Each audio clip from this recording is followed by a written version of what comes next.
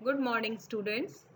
आज इस UV visible के 13th वीडियो लेक्चर में हम टाइप्स ऑफ बैंड और UV spectra of alpha beta unsaturated compounds के बारे में पढ़ेंगे। तो कुछ टर्मिनोलॉजी है जो कि आपने 4 तरह के ट्रांजिशंस पढ़े हैं। उन ट्रांजिशंस के को यूवी विजिबल के अंदर टाइप्स ऑफ बैंड के आधार पर भी विभाजित किया जाता है, यानी कि उन्हें एक साइन दिया जाता है और उसके आधार पर भी हम पहचान कर लेते हैं कि यौगिक में किस तरह का ट्रांजिशंस हो रहा है। आइए हम लोग देखते हैं कि ये 4 तरह के बैंड्स हैं कि ये कौन कौन से हैं। तो जो टाइप ऑफ एब्जॉर्प्शन बैंड है, सबसे पहला है बी बैंड। ये जो बी बैंड है, इस तरह के जो बैंड्स होते हैं ये pi to pi anti bonding transition के कारण एरोमेटिक और हेट्रो एरोमेटिक मॉलिक्यूल्स के अंदर पाए जाते हैं। बेंजीन जो है वो एब्जॉर्प्शन पीक दिखाता है 230 से 270 नैनोमीटर के बीच, और जब अगर किसी बेंजीन या एरोमेटिक कंपाउंड से क्रोमोफोरिक ग्रुप जुड़ जाता है तो बी बैंड जो है वो लॉन्गर वेवलेंथ की तरफ विस्थापित हो जाता है। इसी प्रकार से जो एसिटोफेनॉन है उसमें जो बैंड आता है, 3 तरह के बैंड वहाँ पर हैं, R band, K band, B band. R band 319 nanometre पर, के बैंड 240 पर और बी बैंड 278 नैनोमीटर पर आता है। तो इस तरह से यौगिक के अंदर कई तरह के बैंड्स होते हैं, क्योंकि क्वेश्चन में ही लिखा रहता है, बहुत बार ऐसे क्वेश्चन आता है कि ये कंपाउंड बी बैंड इतने पर देता है, ई बैंड इतने पर देता है, तो आप इसे एक्सप्लेन कीजिए। तो अब आपको ये टर्म्स पता होनी चाहिए, इसलिए मैं आपको इनके बारे में बता रही हूँ। तो ये जो बी बैंड है, इट इज बी का मतलब है बेंजीन रिंग। तो बी से ही आप समझ जाएंगे अगर किसी यौगिक में बी बैंड है, दैट मीन्स कि उस यौगिक का जो मॉलिक्यूलर स्ट्रक्चर है उसमें एरोमेटिक या हेट्रो एरोमेटिक रिंग है। और दूसरा है ई बैंड।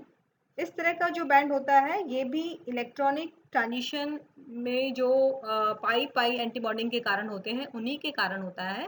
ये भी एरोमेटिक कंपाउंड या साइक्लिक कॉन्जुगेटेड कंपाउंड से रिलेटेड है। तो ये भी बेंजीन सिस्टम में ही पाया जाता है, क्योंकि बेंजीन में 3 इथाइलेनिक बॉन्ड्स होते हैं, इसलिए इसे कहा जाता है ई बैंड, इथाइलेनिक बैंड। ई बैंड मीन्स इथाइलेनिक बैंड्स। तो कॉन्जुगेशन में होते हैं तीनों डबल बॉन्ड, या साइक्लिक कॉन्जुगेशन हो तो ये भी जो है बेंजोइड सिस्टम में ही पाया जाता है। और इसको फर्दर हम करेक्टराइज करते हैं E1 और E2 बैंड से, जैसे कि बेंजीन में E1 बैंड 184 पर और E2 बैंड 204 नैनोमीटर पर पाया जाता है। और यूजुअली जो है ये जो बैंड्स हैं ये बेंजीन या एरोमेटिक रिंग में ही पाए जाते हैं, दोनों तरह के बैंड्स। अब दूसरे के बैंड। के बैंड जो है ये के का मतलब होता है ग्रीक के अंदर कॉन्जुगेशन। के बैंड जो ओरिजिनेट होता है कॉन्जुगेटेड सिस्टम से होता है। इस तरह का जो बैंड है वो डाइन्स, पॉलीन्स, इनोन्स आदि में पाया जाता है। के बैंड एरोमेटिक कंपाउंड्स में भी होता है, और जो के बैंड की इंटेंसिटी होती है वो यूजुअली ग्रेटर दैन 10 की पावर 4 होती है, यानी कि एप्सिलॉन की वैल्यू ज़्यादा होती है, इनकी इंटेंसिटी ज़्यादा होती है। तो के बैंड मतलब के का मतलब होता है कॉन्जुगेट, तो इसलिए यानी कि कॉन्जुगेटेड बॉन्ड्स, डाइन्स, पॉलिन्स में ये पाया जाता है। फोर्थ बैंड है आर बैंड। ये ओरिजिनेट होता है n to pi antibonding transition के कारण, और अगर मॉलिक्यूल में कम से कम एक क्रोमोफोरिक ग्रुप होना चाहिए और उसके पास कम से कम एक lone pair atom hetero atom पर होना चाहिए, तभी आर बैंड होता है। आर बैंड को हम फॉरबिडन बैंड भी कहते हैं। मैंने आपको पहले भी पढ़ाया था कि n to pi anti bonding transition forbidden होता है, वर्जित होता है, किंतु ये होता है। इसकी इंटेंसिटी कम होती है, यानी कि एप्सिलॉन की वैल्यू लेस देन 100 होती है। उदाहरण के तौर पर कार्बोनिल, नाइट्रो ग्रुप आदि। तो इस प्रकार से जो बैंड्स के टाइप हैं वो 4 तरह के हैं: K band, R band, B band और ई बैंड।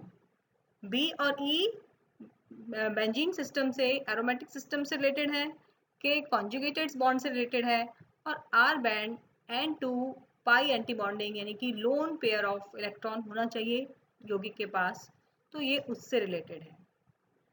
तो ये तो थे टाइप्स ऑफ बॉन्ड। और अब हम पढ़ेंगे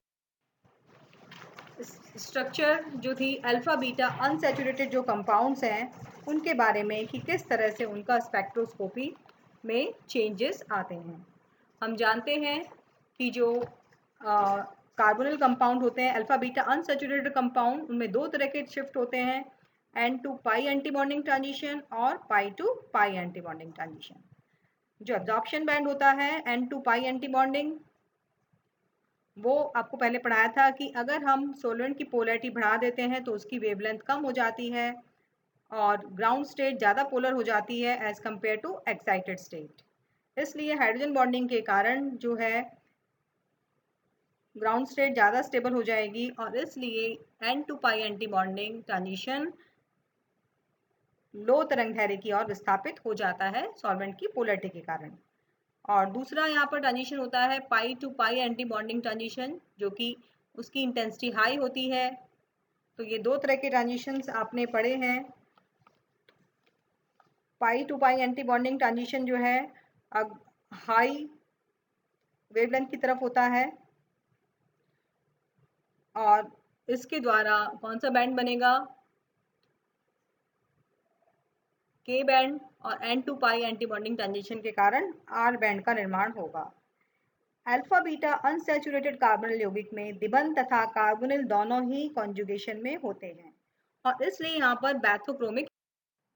तो अब इस प्रकार हम इनोन्स के यूवी स्पेक्ट्रम का अध्ययन करेंगे, इसके स्ट्रक्चर को समझेंगे, क्योंकि जो इनोन्स होते हैं उनमें अल्फा बीटा अनसैचुरेटेड कार्बोनिल यौगिक में दिबंध तथा कार्बोनिल समूह दोनों ही संयुग्मित अवस्था में होते हैं, यानी कि दोनों कॉन्जुगेशन में होते हैं और उनमें बैथोक्रोमिक शिफ्ट होता है, यानी कि N2 पाई एंटी बॉन्डिंग और pi to pi anti bonding bands दोनों ही उच्च तरंग दैर्ध्य की ओर विस्थापित हो जाते हैं, क्योंकि इलेक्ट्रॉन घनत्व कम से कम 4 परमाणु, 3 परमाणु तो कार्बन के और एक ऑक्सीजन परमाणु पर विस्तृत होता है। इसलिए जो अल्फा बीटा अनसैचुरेटेड कार्बोनिल यौगिक हैं उनका यूवी स्पेक्ट्रम CO तथा एल्कीन समूह का योग होता है। और कुछ बातें आप ध्यान दें, this effect is more pronounced for pi to pi anti bonding transition, क्योंकि pi to pi anti bonding transition यहाँ पर ज़्यादा प्रभावी होता है क्योंकि उसकी ऊर्जा काफ़ी कम हो जाती है पहले की तुलना में। और अगर कॉन्जुगेशन बढ़ता जाएगा किसी यौगिक में, चेन लंबी होती जाएगी, तो पाई टू पाई एंटी बॉन्डिंग की इंटेंसिटी यानी कि एप्सिलॉन की वैल्यू बढ़ती जाएगी और क्योंकि वो ओवरलैप करते जाएंगे तो एनर्जी कम होती जाएगी। जितने पाई बॉन्ड होंगे, जितने जितने ज़्यादा डाइन होंगे, एल्कीन एल्कीन होगी यानी कॉन्जुगेशन होगा, उतनी ज़्यादा ओवरलैपिंग होगी, पाई टू पाई इंट्रैक्शन होगा और एनर्जी कम होती जाएगी and drown out the N2 pi anti bonding band, और N2 pi anti bonding band की उतनी वैल्यू अब नहीं रह जाएगी। तो इसलिए N2 pi anti bonding transition जो है उतना प्रिडिक्टेबल नहीं रहता। For this reason, empirical Woodward-Fisher rule for conjugated enones are for the higher intensity and allowed pi to pi anti bonding transition। इस कारण जो है कॉन्जुगेटेड इनोन्स के अंदर pi to pi anti bonding transition allowed है और उच्च तीव्रता का होता है, यानी कि एप्सिलॉन की वैल्यू 10 की पावर 4 में होती है। ये तो आप पहले भी पढ़ चुके हैं। और n to pi anti bonding जो ट्रांजिशन है वो कौन सा बैंड कहलाता है, आर बैंड। अब आप इस मॉलिक्यूलर ऑर्बिटल डायग्राम से देख सकते हैं कॉन्जुगेटेड इनोन्स का और आइसोलेटेड एल्कीन का और आइसोलेटेड कार्बोनिल का। यहाँ हमने तीनों मॉलिक्यूलर ऑर्बिटल डायग्राम कंपेयर किए हुए हैं। सबसे लेफ्ट में आपको एल्कीन का दिख रहा है और सबसे राइट में आपको सिर्फ कार्बोनिल समूह का मॉलिक्यूलर ऑर्बिटल डायग्राम दिख रहा है। कार्बोनिल और एल्कीन समूह में आप देख रहे हैं कि एल्कीन के अंदर pi to pi anti bonding transition होगा सिर्फ, और उसकी ऊर्जा आपको ब्लैक एरो से दिख रही है जो कि ज़्यादा है। और सिर्फ कार्बोनिल समूह को देखिए, उसमें दोनों प्रकार के संक्रमण हैं, pi to pi anti bonding भी है और n to pi anti bonding transition भी उपस्थित है। किंतु जब ये दोनों संयुग्मन में आ जाते हैं, आप सेंटर वाला डायग्राम देखिए, जब दोनों संयुग्मन में आ गए तो उस स्थिति के अंदर आपको 4 पाई हो जाएंगे, क्योंकि 4 इलेक्ट्रॉन हो गए पाई के अंदर, phi 1, phi 2, phi 3 anti bonding, phi 4 anti bonding, और लोन पेयर है 2, एन का लेवल वही रहेगा, लोन पेयर ऑफ इलेक्ट्रॉन का लेवल वही रहता है क्योंकि वो बॉन्डिंग में भाग नहीं लेता। ये आपको पूर्व में भी आप बहुत अच्छे से जानते हैं। और आप सिर्फ कार्बोनिल समूह का ट्रांजिशन देखिए, pi to pi anti bonding और n to pi anti bonding की एनर्जी देखिए। तो जब ये दोनों कंबाइन हो जाते हैं, संयुग्मन में आ जाते हैं, तो आप ये देख सकते हैं कि जो फाई 2 है वो होमो हो जाता है और फाई 3 ल्यूमो हो जाता है, और यानी कि ये pi to pi anti bonding संक्रमण में ऊर्जा कम हो गई। और अगर और ज़्यादा डबल बॉन्ड आ जाएगा तो और ऊर्जा कम हो जाएगी, phi 1, phi 2, phi 3, phi 4, phi 5, phi 6 हो जाएंगे। तो पाई, जो पाई से पाई एंटी बॉन्डिंग ट्रांजिशन होगा उसमें ऊर्जा कम होती जाएगी, और इसलिए उसकी तीव्रता भी बढ़ेगी, तरंग दैर्घ्य भी बढ़ेगी। और इसलिए N2 जो पाई ट्रांजिशन है उस पर तो कोई फर्क नहीं पड़ेगा क्योंकि N का लेवल तो वही है। तो इसलिए जैसे जैसे डबल बॉन्ड बढ़ता जाएगा एनर्जी कम होती जाएगी और pi to pi anti bonding ज़्यादा प्रोमिनेंट और ज़्यादा प्रभावी हो जाता है। और इसके विपरीत आप N2 pi anti bonding transition देखिए, आप कार्बोनिल समूह को और अल्फा बीटा अनसैचुरेटेड कार्बोनिल समूह का N2 pi anti bonding transition compare करिए तो एनर्जी कम हो गई है सिर्फ CO ग्रुप के कंपैरिजन में। तो इसलिए सिर्फ कार्बोनिल समूह की तुलना में संयुग्मन में अगर कार्बोनिल समूह का हम एब्जॉर्प्शन देखें तो वो उच्च तरंग दैर्घ्य की ओर बढ़ जाता है। तो इस प्रकार आप इस चीज को जॉइंट डायग्राम जो आपको बनाया गया है सेंटर के अंदर, जहाँ पर CO समूह और C डबल बॉन्ड C समूह संयुग्मन में है, वहां आपको pi to pi anti bonding तथा N to pi anti bonding संक्रमण की ऊर्जा डार्क एरो से दिखाई गई है, जो कि दोनों अलग अलग हैं उनसे कम हो गई है। अब आप स्पेक्ट्रम को देखिए, अभी जैसे मैंने आपको बताया ये साइक्लिक कंपाउंड है, alpha beta unsaturated compound cyclic यौगिक है। तो देखिए pi to pi anti bonding की तीव्रता कितनी ज़्यादा हो गई है, क्योंकि यहाँ पर एक ही डबल बॉन्ड है, इसलिए n to pi anti bonding naturally उसकी तरंग दैर्घ्य ज़्यादा होगी, ये आपको बताया गया है क्योंकि उसमें कम ऊर्जा चाहिए pi to pi anti bonding में। तो तरंग दैर्घ्य n to pi anti bonding की ज़्यादा है, किंतु तीव्रता pi to pi anti bonding की ज़्यादा है। आप देख रहे हैं लॉग एप्सिलॉन लिखा हुआ है, एक्स वाई एक्सिस पे, एक्स एक्सिस पर लैम्डा मैक्स लिखा हुआ है। तो इस तरह से आप, अब एक और इम्पॉर्टेंट चीज़ है कि जो इनोन्स के लिए वुडवर्ड फिशर रूल दिया गया है, जो कि आप डिटेल में मेरे नेक्स्ट वीडियो लेक्चर में पढ़ेंगे। फिर उसमें एक और इम्पॉर्टेंट करेक्शन हमें करना होता है, वुडवर्ड फिशर रूल ने सॉल्वेंट करेक्शन भी कराया कि जो हम यूवी स्पेक्ट्रा लेते हैं, हम जो सॉल्वेंट लेते हैं, यूजुअली मैंने आपको बताया था कि हम नॉन पोलर सॉल्वेंट लेने की कोशिश करते हैं, पर अगर हमारा सॉल्यूट नहीं डिजॉल्व होता है तो हमें इथेनॉल भी लेना पड़ता है, डाइऑक्सिन भी लेना पड़ सकता है, ईथर भी लेना पड़ सकता है। तो उसके लिए भी वुडवर्ड फिशर रूल ने सॉल्वेंट करेक्शन किया।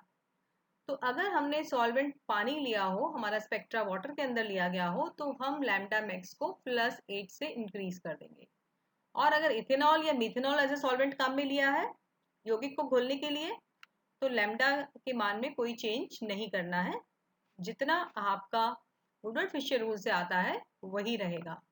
अगर क्लोरोफॉर्म यूज किया गया है तो जो हम वुडवर्ड फिशर रूल से वैल्यू कैलकुलेट करते हैं उसमें -1 कर देंगे, डाइऑक्सिन है तो -5 कर देंगे, ईथर है तो -7 कर देंगे, और अगर हाइड्रोकार्बन है तो हम -11 कर देंगे।